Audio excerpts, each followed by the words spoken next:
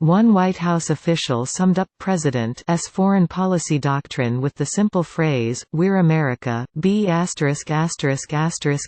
That blunt attitude of political red meat that feeds the voters who elected Trump comes as he heads into his first meeting with North Korean President in Singapore and follows his war of words with Canadian Prime Minister. Columnist Jeffrey Goldberg went in search of a summary of Trump's foreign policy philosophy, a subject of growing interest in light of the president's historic summit with Kim. "There's definitely a Trump doctrine," an official said. And then the person defined it. "The Trump doctrine is, we're America, B***H. That's the Trump doctrine." The person was described as a senior White House official with direct access to the president and his thinking. To Trump's supporters, "We're America, B***H"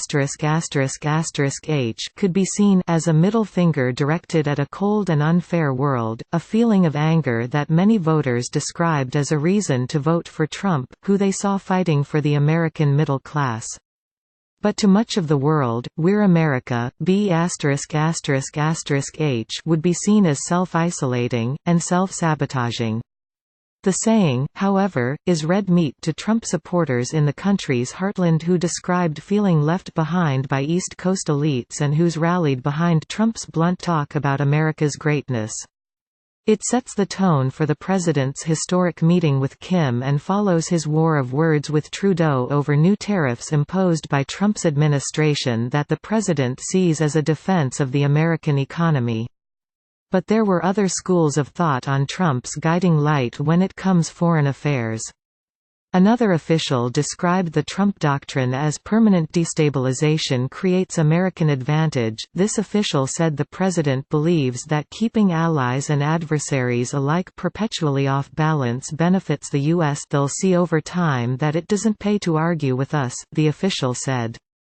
Yet another official described the Trump doctrine to The Atlantic as, "No friends, no enemies." The idea here is that the United States has shifting alliances, not permanent friends. Trump, the official said, doesn't believe that the U.S. should be part of any alliance at all. "We have to explain to him that countries that have worked with us together in the past expect a level of loyalty from us, but he doesn't believe that this should factor into the equation," the official said. The president's foreign policy prowess is under a microscope as he comes face-to-face with Kim for the first time at their summit in Singapore on Monday evening at 9 p.m. Eastern Standard Time, 9 a.m. Tuesday, Singapore time. A U.S. official said Trump and Kim will speak with only translators present before a joint meeting with their delegations, as is consistent with the way that conversations with foreign leaders are typically handled. The president usually spends several minutes alone with his counterparts before moving into expanded bilaterals.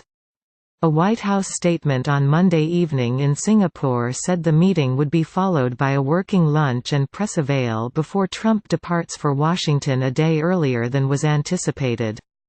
Trump will meet North Korean dictator Kim Jong-un one-on-one when the two leaders come face-to-face for the first time at a summit in Singapore on Monday evening at 9 p.m. Eastern Standard Time, 9 a.m. Tuesday, Singapore time.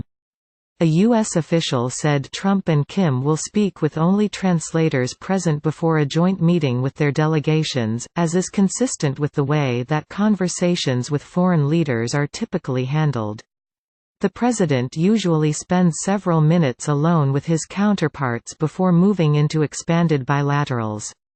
A White House statement on Monday evening in Singapore said the meeting would be followed by a working lunch and press avail before Trump departs for Washington a day earlier than was anticipated. The discussions between the United States and North Korea are ongoing and have moved more quickly than expected, the statement said in an explanation of Trump's newly announced Tuesday evening departure. Trump signaled Monday in his first tweets from Singapore exactly where his focus was heading into a nuclear summit with Kim Jong-un, and it wasn't on the decades-old dispute with North Korea over its threatening behavior. Trump instead took aim at Trudeau, who he's been sparring with from across the international dateline over steel and aluminum tariffs the U.S. imposed on its allies in the name of national security.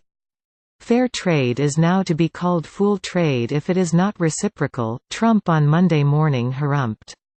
According to a Canada release, they make almost $100 billion in trade with U.S. Guess they were bragging and got caught. Minimum is 17B. Tax dairy from us at 270%. Then Justin acts hurt when called out.